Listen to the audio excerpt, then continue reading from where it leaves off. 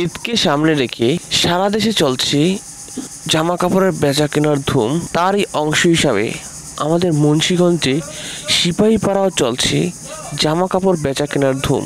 এই মুহূর্তে আমি আছি মুন্সিগঞ্জ জেলার সিপাহীপাড়া ফুটপাত মার্কেটে। দেখতে পাচ্ছেন কি পরিমাণ ভিড়। মানুষের উপচে পড়া ভিড়ের কারণে রাস্তা দিয়ে হেঁটে যাওয়াও দায়। এখানে বাচ্চাদের জামা কাপড় থেকে শুরু করে বড়দের শার্ট প্যান্ট গেঞ্জি পাওয়া যাচ্ছে। এছাড়া জুতা থেকে শুরু করে সব ধরনের প্রসাধনী পাওয়া যাচ্ছে এই ফুটপাত মার্কেটে। মার্কেটের থেকে ফুটপাতে জিনিসপত্রের দাম কম হয়। মধ্যবিত্ত থেকে বড়লোক সবাই মার্কেটের থেকে কেনাকাটার চেষ্টা করছে। আর মার্কেটে জিনিসপত্রের দাম অনেক চড়া দামে বিক্রি হচ্ছে।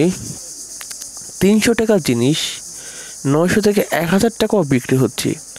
আর মার্কেটে এত পরিমাণ ভিড় যে পা ফালানোর মতো জায়গা পাওয়া যায় না।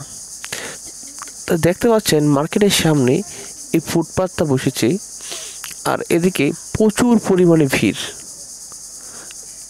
এবার একটু আপনাদেরকে মার্কেটের অংশ দেখাই। এই যে দেখতে পাচ্ছেন মার্কেট, আর এই মার্কেটেই প্রচুর পরিমাণ ভিড় রয়েছে। আর এখানে বিক্রি হচ্ছে এক দরে জিনিসপত্র, বাচ্চাদের জামা কাপড়, গামছা, লুঙ্গি থেকে শুরু করে সকল কিছু আপনারা এরকম ফুটপাতে পেয়ে যাবেন। তো আমি আমার ভাগিনাদের জন্য কিছু জামা কাপড় নিয়ে নিলাম।